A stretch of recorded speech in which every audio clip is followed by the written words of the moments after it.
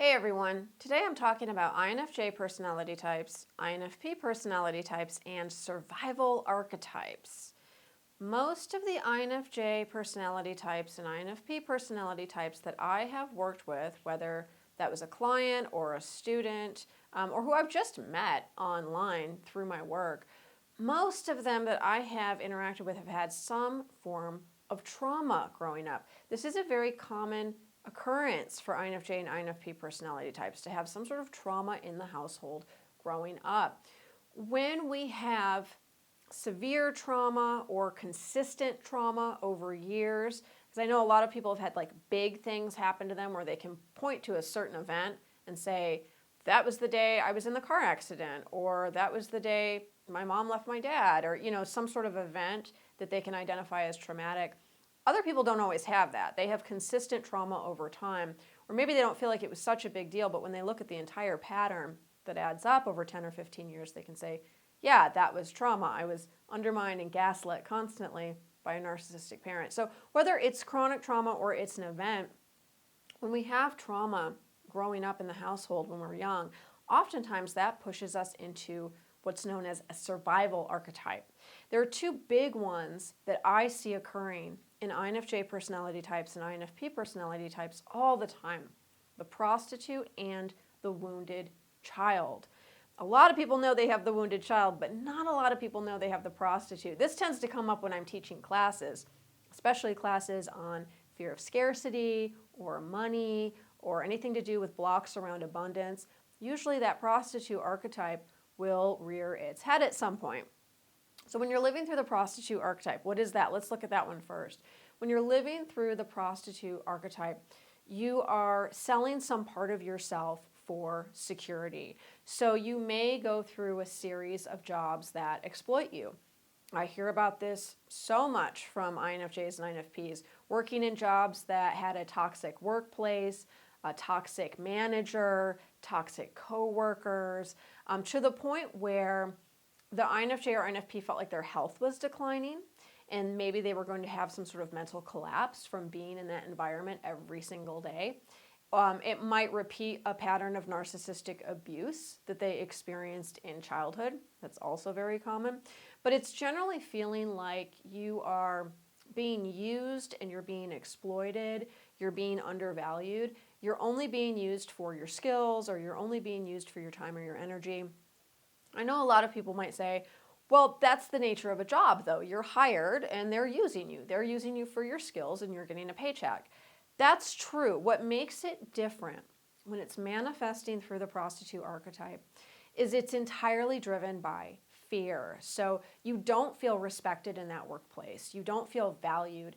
And much of the time you feel like you can't leave. You feel like you're a prisoner there. You feel like you're trapped. You feel like you don't have a choice about how you're treated in the workplace, what's expected of you, or if you can even leave. The prostitute archetype will also manifest sometimes through having a partner use you for money or use you as being sort of like their meal ticket in some way, whether you have, you're independently wealthy or maybe you have a high-paying job and then you have this partner that sort of latches onto you and is using you for that.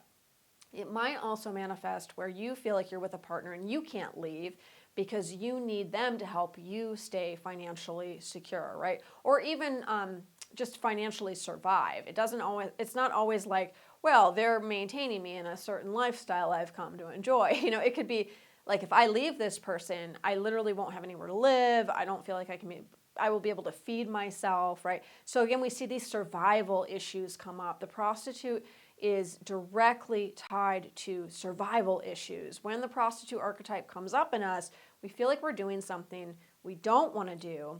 We are agreeing to our own exploitation. We are agreeing to someone else using us for something so that we can have some sort of security, right? We can have a roof over our heads. We can have food to eat. We have some sort of security in our lives. The wounded child is related, but it's also very different. It's a survival archetype as well, which means it's driven by fear. Like the prostitutes, it's driven entirely by fear. The wounded child cannot express its needs. And in fact, it actively silences its own needs, out of a fear that if it expresses its needs, the love will be withdrawn. Children have needs. That's part of the nature of children. They are not independent yet. They're young, right? They are not fully developed human beings. So it might be something as simple as they can't reach the bottle on the counter, right? So they need someone to reach it for them, or they can't make their own peanut butter and jelly sandwich, to they can't emotionally express what's going on for them in coherent language because they're not there yet. They're not fully developed. So children have a lot of needs. Again, that's part of the nature of being a child. When you have the wounded child archetype, it's usually because in childhood, those completely ordinary natural needs you had as a child, they were not met. And in fact, you were shamed for having them. You were taught and you were programmed that it wasn't okay, that you couldn't reach the thing on the counter and you needed help, or your emotions were very intense and you needed help sorting them out from an adult. That kind of assistance from adults wasn't available to you, whether it's because the adults were totally checked out, they weren't there, maybe they were violent, they were unpredictable, they were addicted, whatever it was. You did not get those needs met in childhood, and further, you were taught that if you expressed those needs, you were going to be in trouble. You were going to be punished, you were a burden, you were going to be emotionally shamed in some way. And so the wounded child, very early on, learns to silence its own needs.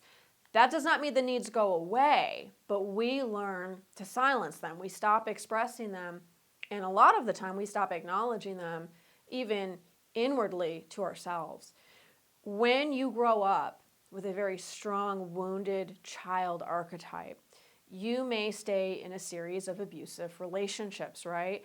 Because to you, it seems that it's sort of this, well, I'll do anything for love, right? The person might not respect me, they might violate my boundaries, they might be physically abusive or mentally abusive, but I will agree to stay in that situation because that's the only way I know how to get love, right? Like I'll silence my own needs, I'll put their needs ahead of mine, and even if it's an extremely toxic situation, I will stay in it. That's the wounded child coming to the surface. The wounded child believes, I'm not allowed to have needs. I'm lucky if anyone loves me, regardless of how they treat me. So if I find anyone who shows me any attention or any connection at all, I need to stay with that person, no matter what else they do to me. People with the wounded child might also engage in mental or physical self-harm, right? So really having a very toxic, negative self-critic. When you have like the repeating obsessive thoughts that I'm stupid, I'm ugly, I'm unlovable, I'm worthless, right? And you just hear that over and over again. And it becomes so loud, it sort of drowns everything else out. There's usually a wounded child archetype going on.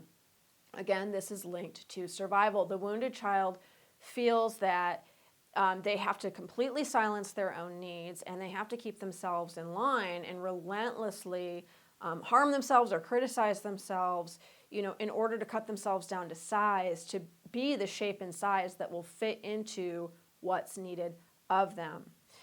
What happens for a lot of INFJ personality types and a lot of INFP personality types in midlife, when we hit the midlife transition? So this could be 35, this could be 45, this could be 55 or even beyond, but when we hit that midlife transition, we usually go through a huge identity shift. This is usually kicked off by a big event, a divorce, the loss of a long-term job, moving to another country, the death of our parents, right? It could be a few different things, but it's usually kicked off by this big event. And then we go through this huge identity shift. And the prostitute archetype, the wounded child archetype, these survival archetypes that we've sort of been running these energy patterns so long, maybe lifelong, maybe our entire lives, they suddenly stop working. They suddenly stop working in a very abrupt and jarring and sudden way. And we can see, oh, me silencing my needs, that's not working anymore. Me staying in these jobs that exploit me, that's not working anymore, right? It might bring on like a health crisis or a personal crisis, but we're really faced with the fact that these survival archetypes that we've been in for so long, they no longer work. We need to discard them. we need to find a different way of doing things. So our main survival archetype will fall away. This is actually, it's a very positive thing. Ultimately, it is, because no one wants to stay in a survival archetype their entire lives. It really arrests your growth. However, when it first falls away, it can be very disconcerting. It doesn't all the time feel like a massive relief, like, oh, wonderful, I can't use the wounded child anymore, or I'm moving out of the prostitute. A lot of the time people are unconscious about what's going on, and they just feel confused and disoriented and very exposed and very alone and very vulnerable, because this pattern, these mechanisms they've been using for so long, they suddenly don't work. So you're in this position where things are changing, you're changing, you are feeling somewhat excited about it maybe, but also very confused and disoriented, and you're asking yourself, okay, what next? Where do I go from here? If I'm not going to do things the way I've always done them, I'm not going to just go interview now and get another toxic job at another toxic company, or I'm not going to just find another narcissistic partner like I have before for so many years. Now I'm going to do things differently. What does that mean? What does that actually look like? And how do I shape a new life where I'm doing things differently? This can feel like a very lonely process, and like I said, very confusing, but you don't have to go through it alone. Many, many other INFJ personality types and INFP personality types are at this moment going through it. And I know that because I just sent out an email to my list a couple weeks ago talking about new teaching topics and classes, and I said, what do you guys want me to teach next? And I included some possibilities. I got a flood of emails back about midlife awakening. I heard from so many of you that I'm going through this right now. It's incredibly confusing. I feel very alone. I want the changes. I want the growth. Like, I'm in for it. I'm not dragging my feet on that part. But I also feel like it'd be really nice to have some people with me, some like-minded people who are going through the same thing. And it would also be nice to explore this territory with other people, what to expect and what's ahead and what are the possibilities for me. That would be really fun, and it might take some of the edge off of the loneliness I feel as I go through this, because my family and friends sure do not understand. And I heard that from a lot of people too. My family and friends do not understand what's happening. In fact, they're kind of freaking out, and I'm getting tired of trying to explain it because it seems like I can't make myself understood, and that increases the loneliness. So I knew I had to teach Midlife Awakening, and that is my next class, Midlife Awakening. I am telling people it's Midlife Awakening, but really it's Midlife and Late Life Awakening. So please do not let age hold you back. If you are in your 60s, 70s, 80s, 90s, or beyond, there is no age limit for this class. Please feel free to join us. This is for anyone who's going through a big transition, who's been transitioning the last few years, who's feeling big shifts inside them, and would love to meet other people who are interested in asking the big questions, asking the hard questions, getting to know their essence, getting to know their own creativity and their own creative process, asking themselves, what is next? Am I going to write my book? Am I going to become a painter? Am I going to travel the world? Am I just going to be different in my same community with my same people, but I'm going to have a different way of being? What does that look like? Maybe I'm going to make a big spiritual shift, right? So it's almost entirely on the inside. Not much is changing on the outside, but it still feels like a big change. If this is you, if any of this is resonating with you, this is going to be a great class for you, because you will meet a lot of like-minded people, and we're going to be exploring all of these different topics in this new class, Midlife Awakening. So like I said, there's no age limit. Feel free to come on in. I'm going to be releasing one more video in this series to give you a taste of the class. Registration will be opening in just a few days. The next video is, do INFJs and INFPs live odd lifestyles?